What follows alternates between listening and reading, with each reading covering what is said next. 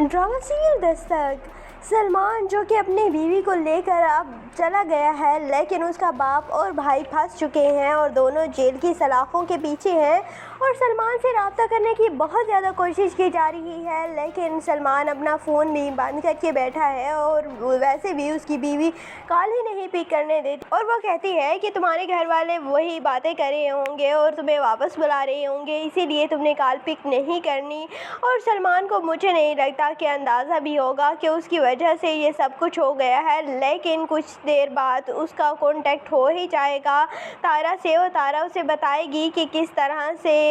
تایا کو اور حمزہ کو پولیس پکڑ کر لے گئی ہے، تو اسی لیے پھر سلمان بھاگا چلا جائے گا، اپنے باپ کو جیل سے رہا کروائے گا اور اس کا باپ جو کہ پہلے ہی اتنا غصے میں ہے اب تو اور زیادہ غصہ کرے گا، لیکن سلمان مجھے نہیں لگتا کہ اب وہ گھر چھوڑ کر جائے گا، اب اسی گھر میں ہی رہنے لگے گا اور اس طرح وہ لڑکی کلثوم بھی واپس آ جائے گی اور اب سلمان اور کلثوم اسی گھر میں ہی رہنے لگیں گے اور وہاں پر کلثوم جو ہے ہر وقت تارا پر شک کرتی رہے گی، انفیکٹ وہ سلمان پر شک کرتی رہے گی کہ تم تارا سے کیوں بات کر رہے تھے، تارا کے لیے تمہارے دل میں کوئی فیلنگز ہے اور اس طرح کی باتیں کرتی رہے گی، جس وجہ سے سلمان بھی بہت زیادہ تنگ آ جائے گا کلثوم کی باتوں سے، کلثوم سے، اور وہ بھی اس سے جان چھڑوانے کی کوشش کرے گا اور وہ پھر خود ہی ایونچولی تارا کے بارے میں سوچنے لگے گا کہ تارا کتنی اچھی تھی اور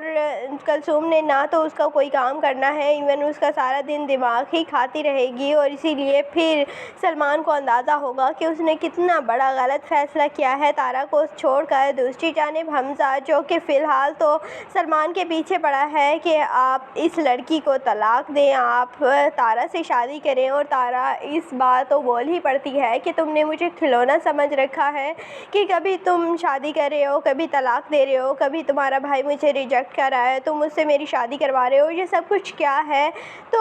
پھر حمزہ کہتا ہے کہ